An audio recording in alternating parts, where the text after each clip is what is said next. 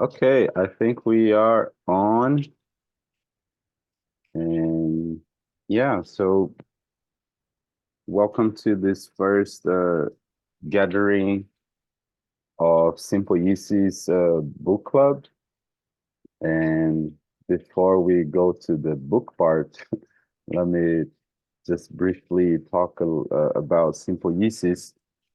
Here I have the website up, sympoiesis.xyz. And it's worth mentioning that sympoiesis comes from a combination of two words. So symbiosis from Greek living together. And this is a word very uh, present in the biology world to describe long-term associations between organisms. And then poiesis, um, it's very present in philosophical texts, and there are many definitions of it, but here we are focusing on the bringing forth of the true nature of things that often is unseen. So sympoiesis then represents the emergence of the imperceptible via the making with other living beings. And currently, it exists as a force field attracting like-hearted souls around interspecies synesthesia, a art and science. Um, yeah, we are a bunch of people and animals who like to investigate interspecies interactions um, through technology, art, and if we click here on explore, there's a little map with the initiatives that are currently that we are currently involved with one way or another.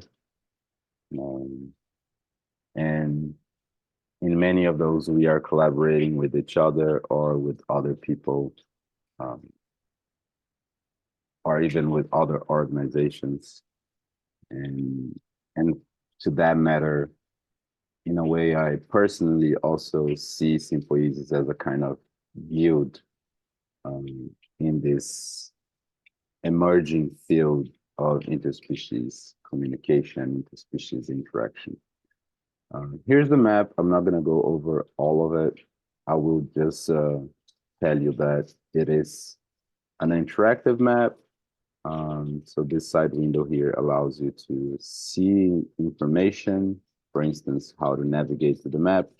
And if you click on any one of the elements, like this one here, you will find the information for that element. And there's also a legend here which tells you what this element is. And yeah, so that's it. Let me stop sharing here, bring ourselves to the screen, and say that we are here with Ingvild today and Tim, um, who are part of this whole thing. I don't know if you guys want to say anything before we go over the book. I'm just imagining that maybe some people will be watching this at some point. So if you want to do another introduction check-in, your time. Otherwise, we can go to the book itself. Yeah, I'm ready to dive in. Yeah, The cool. Yeah, I've grasped so far. Let's go then. So yeah, the main purpose of our gathering here is the collective study of this book here. I have the version in Portuguese. So yeah, it's a really nice, they did a really nice cover art thing. I suspect it's AI generated. It's nothing, I've looked for information, couldn't find the, there's the name of the person responsible for the illustration, but it doesn't say if it was her who did it or not. But yeah, so pretty thick book. And here in Portuguese, Maneiras de Ser, but in English, the original title is Ways of Being by James Briddle. Um, if I'm not mistaken, he's British. Yeah, he's from London, but London, lives in yeah. the States. Yeah. And here in the book so far, I've just finished chapter 3. In the book, he talks a lot about his adventures living in Italy. So I'm not sure where he is currently based. Um, but yeah, that's not so relevant because he does seem to be one of those well-traveled, curious person, I would say. From what I've read, he's just like curious about the world, and then he has these connection with technology.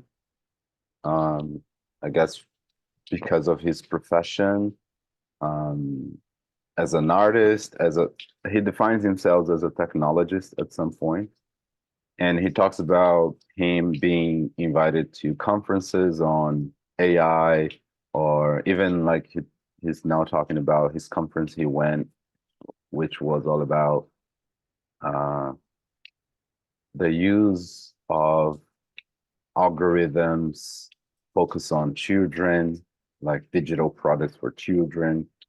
Um, so he's this kind of critical eye that provides insights to, I guess, policymakers, as well as developers themselves. So yeah, on top of the game in terms of especially AI. And it's interesting that he starts the book um, talking about AI, and he describes it as a kind of entity. Um, and this entity, it's kind of like this thing created by humans, but it's not necessarily replicating human behavior, but rather he talks about the corporate AI. So this kind of system that actually has uh, embedded in it the principles and the outcomes, which becomes most relevant in terms of the kind of optimizations that the algorithms will make. So the desired outcomes are actually um, created or or coded, mirroring the outcomes of corporations that seek infinite growth, kind of like. And I'm trying to find here um, one specific quote that, oh, here it is. I'll do some live translation here. So when we discuss AI, we are in a grand measure discussing this type of corporative intelligence and ignoring all other things that a AI or any type of intelligence could be. This is what happens, it seems, when the development of AI is conducted above all by technology corporations, financed by risk capital. The definition of intelligence that ends up being focused on, supported, and finally implemented in the machines, it's a kind of extractivist and profit-oriented one. This focus is then reproduced in our books and films, in the news, and in the public imagination. In the sci-fi histories, spinning around robots, supreme robots, and omnipotent and irresistible algorithms, up until they come to dominate our thinking and reflections. So I think he was so spot on. And that was something that I personally haven't really thought about in those terms.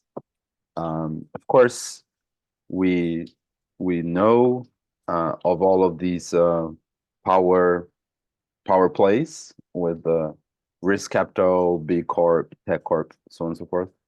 But he ties that together here in terms of the history of development of AI in a very concrete manner, and then he provides examples. For instance, he starts the book talking about um, describing this entity who is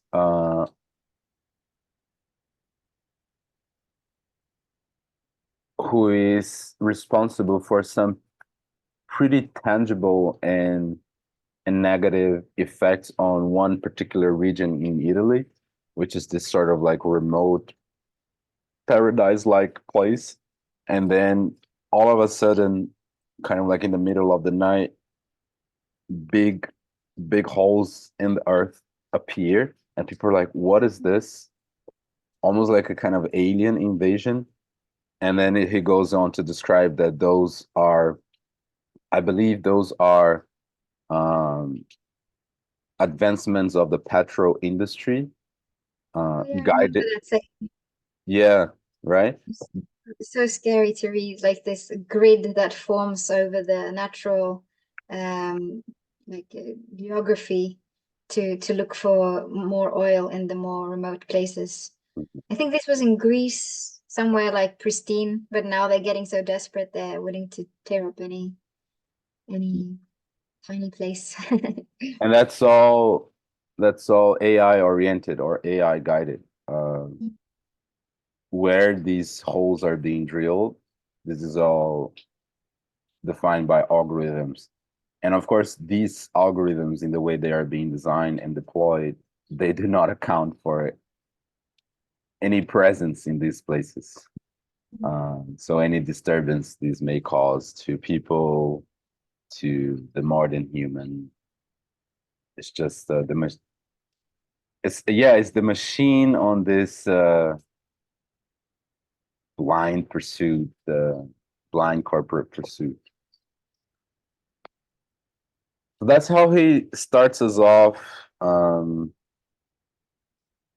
And I think that was a nice way to start things because it kind of like gives you the picture right away, but it also sort of opens up like cracks for what the book is really about, which is like the other types of intelligence that could then even be coded into the machines themselves. I think that's a really interesting um, approach he takes, where he's like, okay, when we talk about the Terminator, that's one particular kind of AI thing in terms of archetypes, right? It's one like this one sort of greed-oriented kind of design for this machine. But the thing, and that is very sad and dangerous on itself. I don't want to like diminish that issue. That's definitely something that should be addressed quite heavily. Um, but then he goes on to discuss the other ways through which we could be creating these tools, especially because ultimately, here's another quote. The proposal of this book is contribute to a reimagining or a reimagination, to look beyond the horizon of ourself and of our creations, to see another kind, or perhaps many other kinds of intelligence that were right here in front of us all of the time, and that in many cases have um, have been here before us. In doing this, maybe we can change our way of thinking about the world, mapping the way towards a future less extractivist, destructive, and unequal, and more just, gentle, and regenerative. And to me, what kind of like materializes that is a reflection that he brings on the book as well, and that I have been carrying with me for a long time myself, which is the thinking that we are our tools and our tools, or we shape our tools and our tools shape us in return. That's one design principle that I have always carried with myself. Um, and I think we are at this moment in which we are mostly designing harmful tools,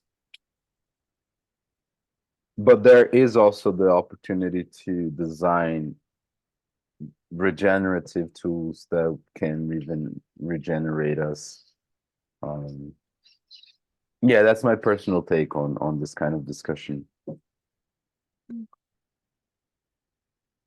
It was, didn't he quote Ursula K. Le Guin about her definition of what tools are? Do you remember that part? He defines it. Yeah, no, he likes the Oh, definition Ursula K. Le Guin gives, but I don't have it in front of me now. Do you remember, like, the exact? here it is.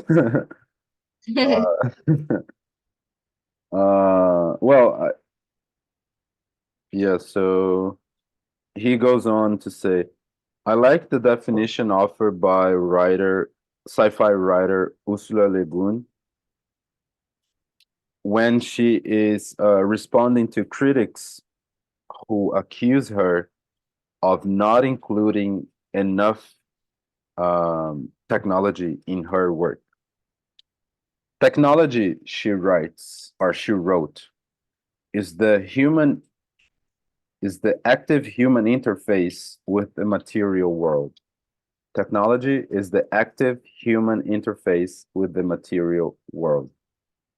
Her definition was not limited to high tech as the computers and and and bomber airplanes. On the contrary, she referred to everything that was produced by human creativity. This included fire, clothing, the wheel, watches, um, and even paper clips. For those who consider technology, be it high or low, something way too complex, specialized, or to be thought. Wait, let me rephrase this. There's one word here. For those who consider technology, be it high or low, something way too complex, specialized, or to be thought with clarity and property, Le Guin offers some other words of incentive. And this is Le Guin herself. I don't know how to build or turn on a refrigerator or how to program a computer, but I also don't know how to create a hook or a pair of shoes. I could learn. Everyone could learn. This is the cool thing about technologies. They are what we can learn how to do.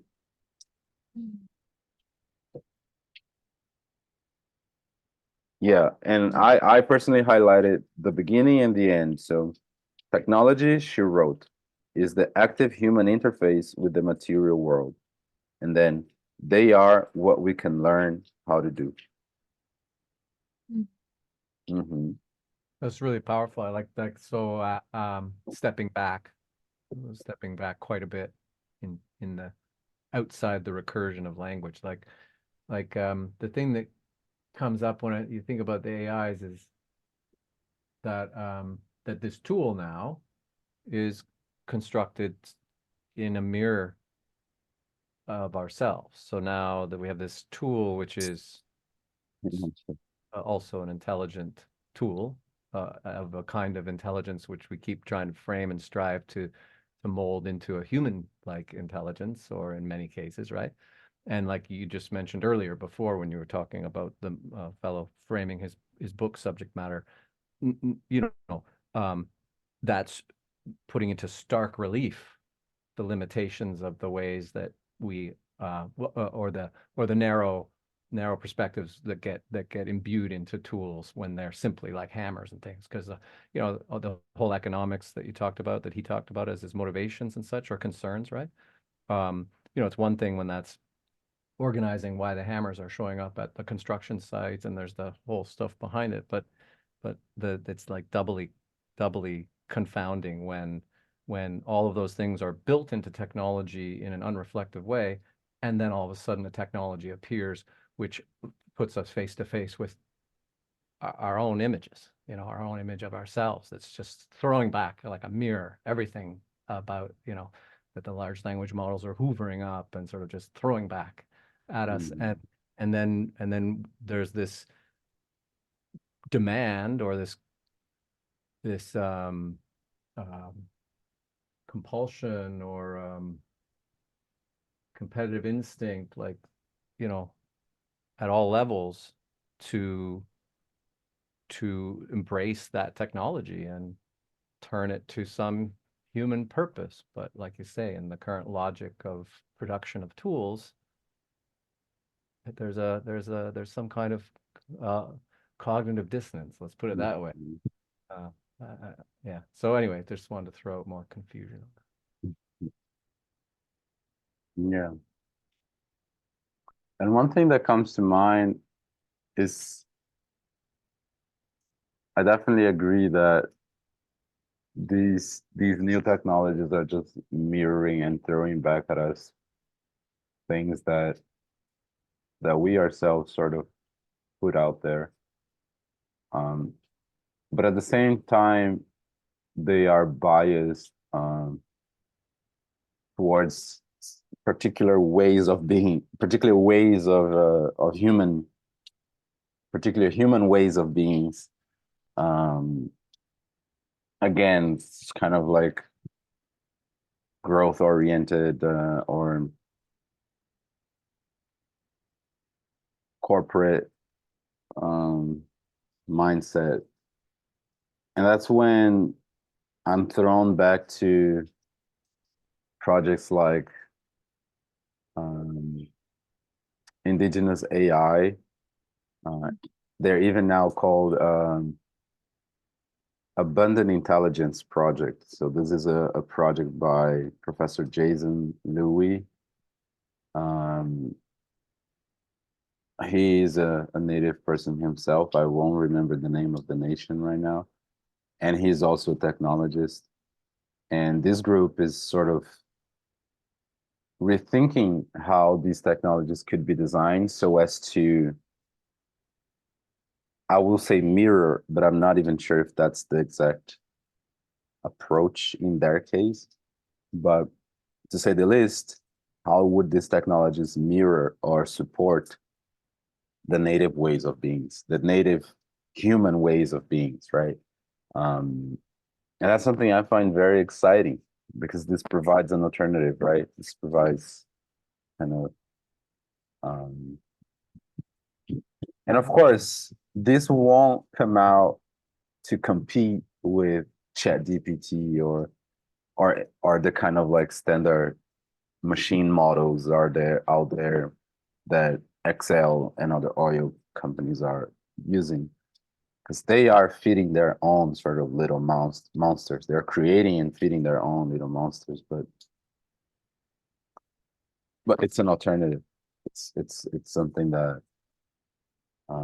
we as developers, as creators ourselves, we can support and rely on in terms of how we want to engage with these technologies. And I think that one of the reflections that the book brings so far, in a somewhat implicit way, maybe he touched that more explicitly later on, but it's the power that we hold as creators of these machines or creators of these technologies, right? I am understanding this book almost as an invitation for people to go out there and explore. And when I say that Briddle brings it in a subtle, implicit way, it's because he doesn't say that like, oh, read this and then go build your own thing. But he provides examples. Like he has, I don't know when, but he talks about this on the book. I'm not sure if on chapter 2 or if the first chapter. I think it was chapter 2. But he goes on to describe his own experience trying to create an autonomous car, creating and training his own autonomous car. It's a fun fun experiment, the way he describes it. The car has never driven by himself, at least that's what he says in the book. But he went all the way up to training a model, installing it in on his car, driving away for the model to learn. And he sort of like intentionally taught the model not the most optimized routes to go from A to B, but rather like the most scenic ones. Or you know, he wasn't trying to optimize for what we currently try to do in a sort of like growth oriented, sort of productive society, but rather he was bringing his own sort of inputs to the model. So yeah, by doing that, he provides a kind of instance that highlights the importance of engaging with these tools in one way or another. I'd like to think that that first prediction doesn't hold around those things being separate. And you talked about like the corporate business planning, or even in example with the landscape earlier about petroleum exploration, things like this, right? I honestly would like to envision the other different perspectives that you're talking about being reflected in the technologies included and formally participating in those. I'd like to see that woven together, actually. So I'm not prepared to, do you know what I mean? I'm not prepared to cede that opportunity or concede that ground. Speak. I think that there are formal ways where in those boardrooms around those same petroleum, that ecosystem and natural, you know, value can be reflected in the conversations, maybe in these same ways. This could be an equalizer of the voices, right? In terms of there being an ability to distill the key, you know, requirements and positions of the different groups and entities and things, right? On a more of an equal footing in a way, because in a way, isn't it kind of the fact that people can talk using language to these machines right now? Isn't that kind of being felt like an equal footing that has ignited imaginations and all kinds of energy and engaged people who otherwise would never perhaps have imagined themselves as AI creators or interacting with AIs or employing AIs or using AIs? It's to see what's going on right now. The fact that language entered the interface in such a natural way created a mass inclusion, in a way, a mass participation within a realm that otherwise would have been a bit remote, perhaps, from a technological, white coat scientist's perspective, certain, notion of distance from a wide variety of backgrounds and disciplines applying this stuff. So right now, I think, in terms, as much as it applied also in all these different fields, it's it's right in, it's like a extremely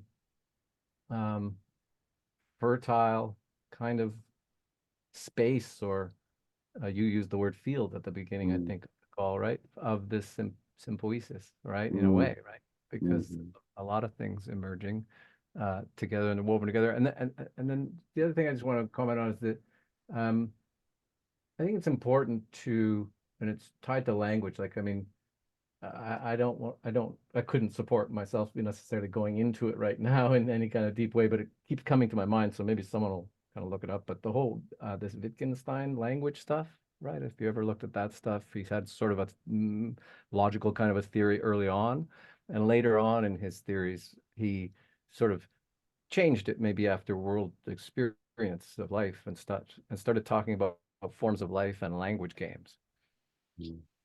And other people who have studied language, and I've only just sort of scratched the surface of the philosophy of language, but the kind of thing that they mentioned, that there's, you know, how quantum mechanics defies the intuition, you know, this idea that people say, oh, no one understands quantum mechanics. Language, in a way, has these same things that befuddle us and confuse us, because it's the very interface, in a way, through which we kind of think. So folding back thinking on itself as the interface through which, but when it's removed from your own mind, you know, but it's not another person, it's a technology. I mean, there's so many different things that are coming into it because of that. And I don't think generally that the depth of that is appreciated broadly. So the thing I'm just going to speak to is just the cautioning that the conceit in the playwright kind of movie type, you know, whatever the writing kind of way, the setup, the conceit, the expectation, the belief, the presumption of creation, regardless of what the perspective of the individual creating it, whether it is that corporate sort of petroleum, you know, single-minded, sort of very economically narrow, rational, economics driven, you know, et cetera, or whether it's the most possibly amazingly brilliant and wise person doing something that's trying to surface some other kind of non-human entity or underrepresented, that same massive of what does it mean now to have language and also intelligence using the current generation of these AI technologies, which, let's remember, is not magic, has great number of limitations in terms of how it's constructed currently, which specifically exasperates more problems around language. So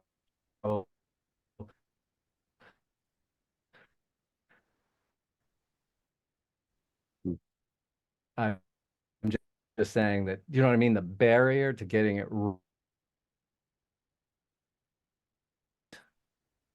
is very, very high, no matter how. I think I haven't read that part of the book myself, but it was referenced in a beautiful podcast I listened to where James was interviewed, and he talked about that we're kind of fighting the prison of language. And I don't know if you read that part yet, Danilo, about how our alphabet still has remnants of that more direct interface with the world, or what we could see, like that the A in our Latin alphabet used to be an ox head, for example, so that the pictograms were like one step closer to reality. And now we have the letters that are abstractions that are just representing sounds to put together words. And then on top of this, we now have the AI and kind of the secret language of the select few, the programmers, and then maybe, correct me if I'm wrong, Tim, but like the AI was doing then, or like to kind of trace back a train of thought in the language of AI. And of course, it being based on a binary system. So it becomes like incredibly complex. And I feel like, I mean, this is a huge topic, but I just want to say, maybe our only hope for now is like diversity breeds strength. So whatever we can do to try and expand on the like variants of AI could be good, like that we don't have one monolithic voice, one way of reducing the world, because we're all going to reduce it in some way. But if we just reduce it in very different ways, maybe we have like collectively a better shot at coming back to the actual ground again. Yeah. Mhm. Yeah, and that's I would just second that from the standpoint of the general theme of iteration and experimentation and admitting and the humility to know that we're far from having it right today, which is almost in a way a bit of a like a guarding against the exuberance of the day too. I mean, I guess I feel a little bit compelled to just keep mention that just because of the exuberance in it today, to remind ourselves how far from right it is right now. Mhm. Mm. Indeed. This is remembering, is making me remember the,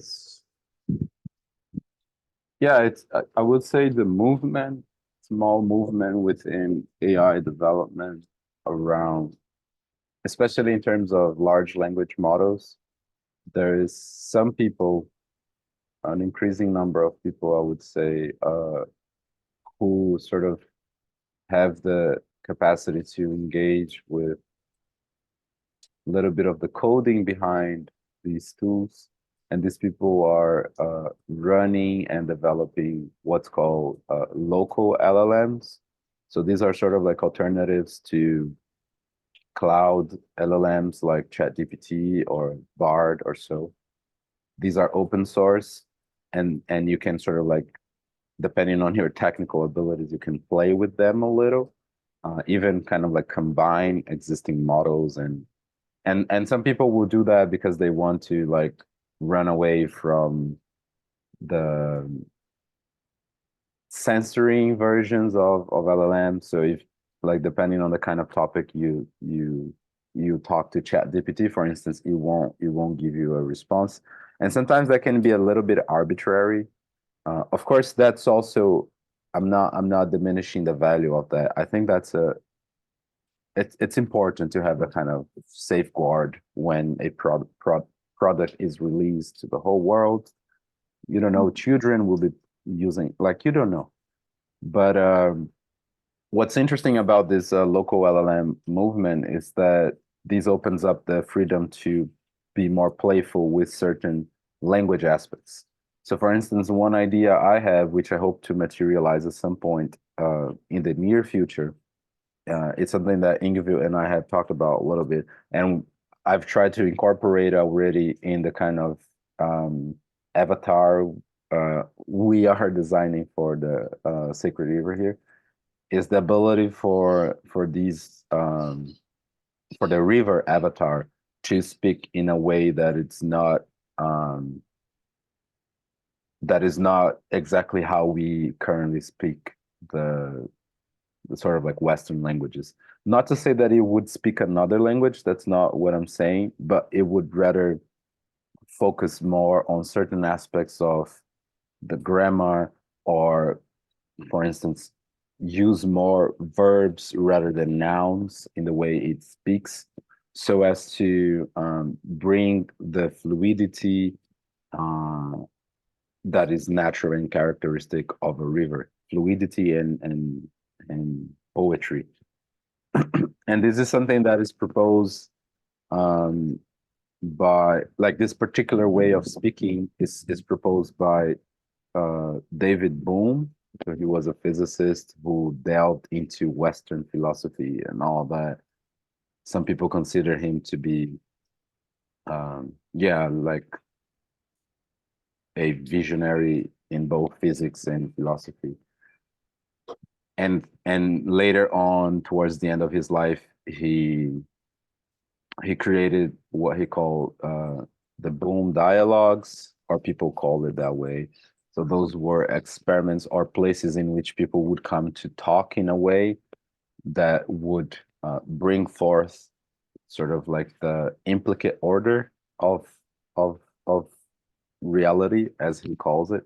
I'm not going to go on the details of it, also because I don't sort of master them, but in that process, and also in a lot of exchange with one person from the Blackfoot Nation in the northern western hemisphere, um, whose language is very much flowy, or not substantiated on nouns. So out of these process and exchanges, David Bohm proposes the real mode language, which brings a set of principles that could be used to change any existing language, and sort of like adapt it or upgrade it to a way of speaking that is more representative of reality itself.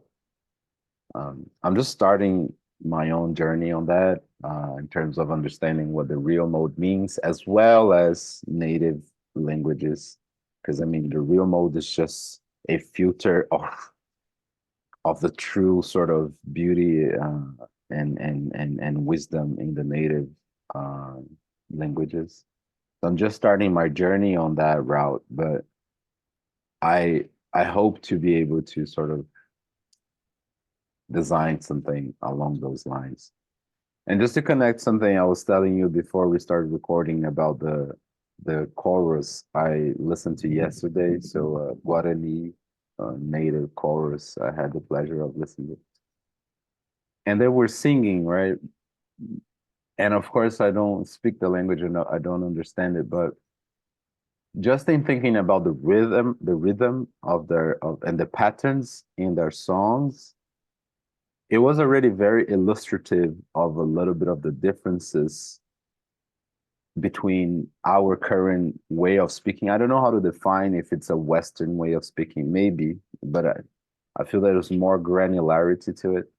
But I could already feel a difference. And believe it or not, but I draw parallels between the patterns and the rhythms of their singing to the patterns and the rhythms of the plant we were listening to. Yeah, where you don't have a kind of like the spaces between changes in the patterns, it's much larger, or it doesn't follow such a specific pattern as you would find in our way of speaking or in our own sort of music, where you have 1, 2, 3, 4, 5, 6, 7, 8 beats, and then something happens, or 1, 2, 3, 4, something happens, 1, 2, 3, 4. No, I was counting their beats. Sometimes they would go over 20 beats for something to change and to happen. And that was also something with the plant. So yeah, so just some other layers to this conversation in terms of how language mimics or not nature, and which languages are closest to that, which is something that I am personally very interested in the context of LLMs, because I think now they are very far from that sort of root reality. But imagine if we could create something and then people engage with that thing. And as Tim was saying, like we mirror ourselves in what we say, but now we could mirror ourselves in a tool that would speak in a way. Maybe we can learn from something from that. Maybe we can internalize something from that. Yeah, that's kind of. And now just what I'm hoping is, in the very least, what I've been advocating for is at least leave the time and attention the way that you are, and I want to let that reveal itself to people. Do you know what I mean? Let it be revealed that opportunity is there, and that the kind of engagement you're talking about is wanted, and how it can benefit and not just rush ahead. I like, and I couldn't think of a better, as you're talking, I couldn't think of a better starting point than that, than what we talked about with David Bohm and with language and with the river. That's a whole complex, to use it as a noun, to use the word noun. Sorry, I to use complex. Yeah. But you know, that little complex of that you just articulated we could probably talk for 3 hours about everything that's Yes. rolled up in that, right? Yes. Right. I'm just going to say quickly, implicate, explicate, right? Yeah. In a way, the words that come out in our language are like the explicate order of the implicate order of of the reality and the evolution of our minds and everything else, right? Mhm. So in a way, what words come out and what those concepts are tied to in the meanings and the semantics is like the explicate order in a way. So there's an interesting parallel there. And language, one of the things I remember from reading about in philosophies or people who think deeply about language, an observation they'll make is that it's never re-entrant. It's always moving forward like a river. It's flowing. Like you can never step into the same languaging twice. Mhm. Like if I was to say, you can never step into the same languaging twice. You can never step into every time I say it, Mhm. new meaning is emerging in your mind. Like, why is he saying it so many times? Right? Like Mhm. it never means the same thing I said it the first time. The first time was a statement. The second time, a question emerges in your mind. The third time, you're wondering about what I'm doing. I'm saying something different every time I say it. Do you know what I mean? Language Yeah. never stops for the meaning to Mhm. or pause. Mhm. This is akin to a lot of like acting techniques that I've done, especially the Meissner technique, where you specifically play with language to show how quickly it becomes irrelevant and abstract, and it helps you to focus then on what's actually going on, what's the real body language, the energy that is happening between two or more people in the room. But yeah, I got super excited about hearing about David Bohm and these Boom dialogues, and it would be so cool to do a session on that or get more information to Mhm. try and relearn or unlearn the way language shapes us. And of course, that's kind of impossible, but at least, dip your being into another way of speaking from time to time could be very useful. For sure. And that's what I'm hoping is the opportunity of the revealing. That by doing that, this unseen complexity of language and of this new kind of tool and what the entailments and implications of the languaging aspect of that tool.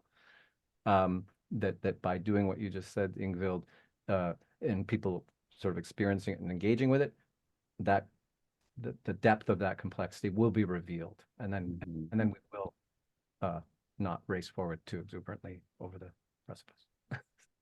That's as far as I understand, that's the main premise of, or that was the main premise of David Bohm when he proposed the dialogues, and he was doing that alongside Krishnamurti, Krishnamurti, yeah. They were together on that. Whew.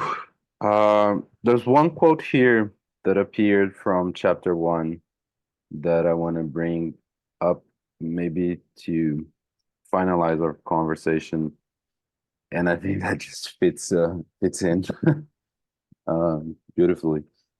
So this is at the very end of chapter 1, sort of like final page, and there's here a quote from a Brazilian anthropologist, Eduardo Viveiro de Castro, and so okay, and then I will have to really turn off because I get another call here. But Briddle writes, everything that we need so as sticks and stones gain life, wrote the Brazilian anthropologist Eduardo Viveiro de Castro, is our own presence.